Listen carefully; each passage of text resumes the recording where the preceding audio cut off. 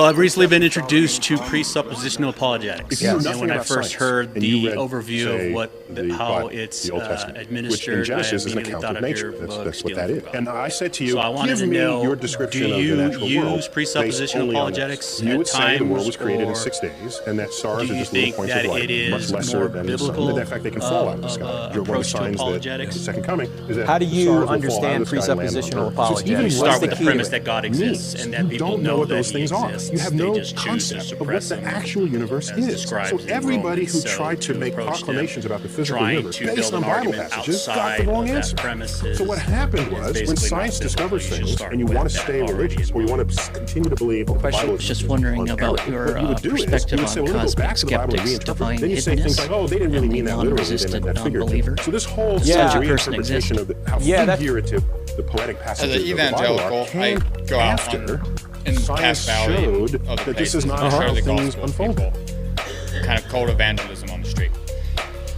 As you can imagine, obviously I run into a lot of LDS, ran into a few Muslims, this and that.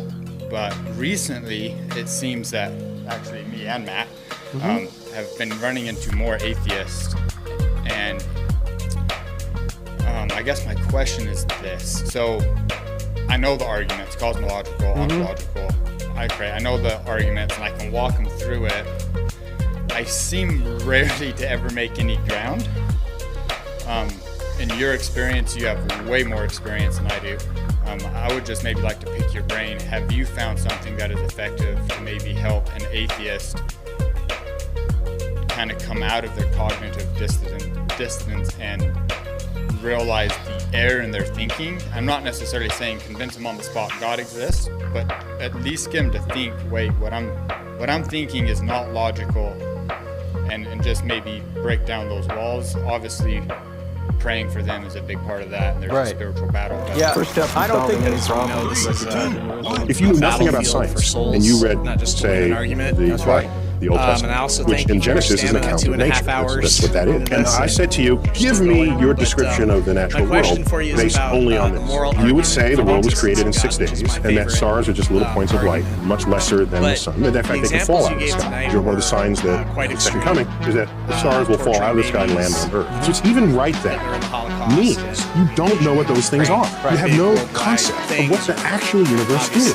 So everybody who tried to make proclamations about the physical universe based on Bible passages got the wrong answer. That makes sense. So what happened was, when science discovers things and you want to stay religious, or you want to continue to believe that the Bible is on error, what you would do is, you would say, well, let me go back to the Bible and reinterpret it. Then you say things like, oh, they didn't really mean that literally, they meant that figuratively. So this whole sort of reinterpretation of how figurative the poetic passages of the Bible are came after science showed that this is not how things unfold. Because we need to survive as a species, so therefore we should be good to one another, and we shouldn't kill babies. Okay. We shouldn't kill 6 million people. Why do you think that not so many college kids come out as Christians?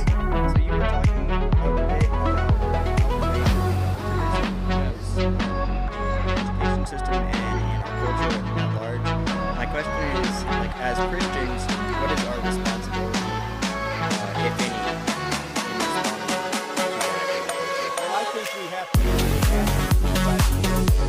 I feel like we do. What is the difference between the Christian God and the Mormon God? So I was wondering what you thought about defending yourself in a situation where you were being attacked by someone else. Do you think it's biblically okay to defend yourself and possibly hurt someone? Why do you ask that? Because, well, I take self-defense class, which is about street defense, so I was wondering, like the Bible says, when someone slaps you on the right cheek, turn slave and slap you on the other. Yes. So do you think that's like literal? And you have a lot of accomplishments under your belt, you know, a lot of stuff that you've been able to build. What stemmed that, or was there a certain point or a gradual transformation that happened in you that made you want to go and do this, and what did that feel like for you?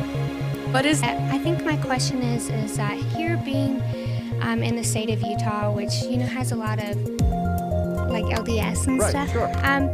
I think that it's kind of been drilled in that the Bible just has so many different translations and that it's all about interpretation.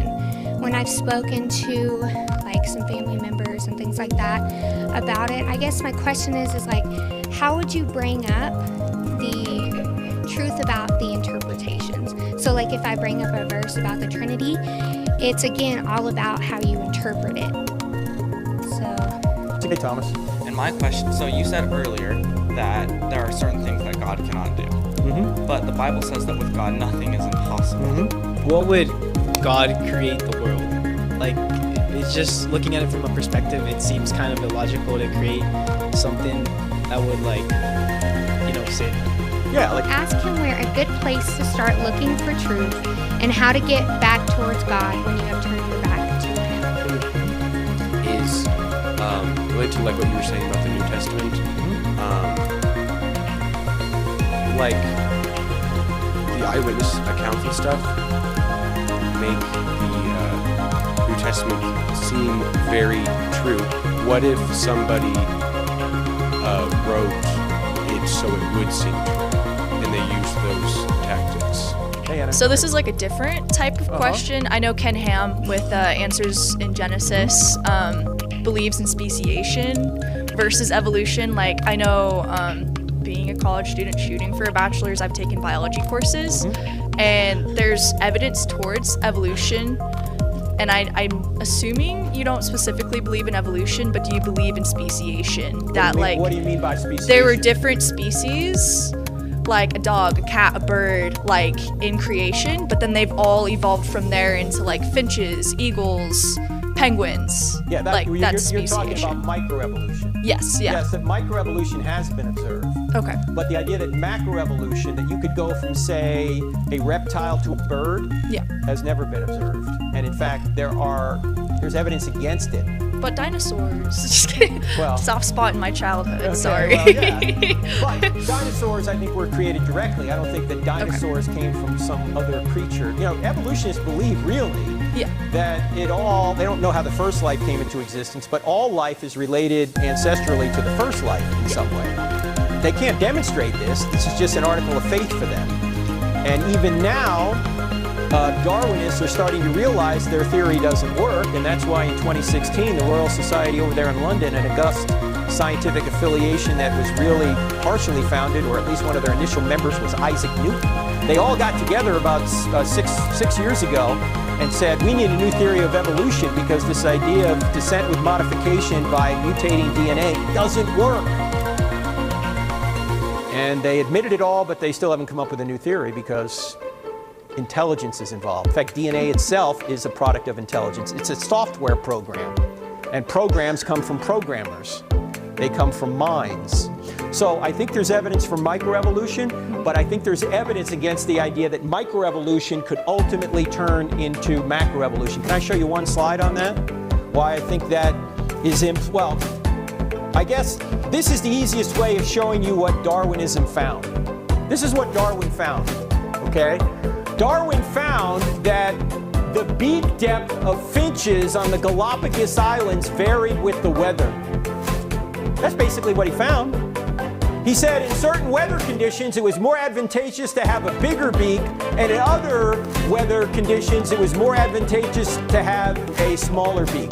So the bigger beak finches survived in the drier weather, and the smaller beak finches survived better in the wetter weather. What did he discover? Did he discover the origin of finches?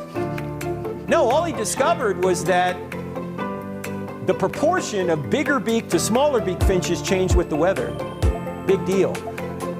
You start with finches and you end with finches, but the origin of finches is never explained. In fact, here's a phrase that I think makes sense.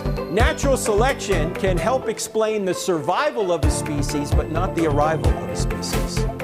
Where did finches come from to begin with is the question.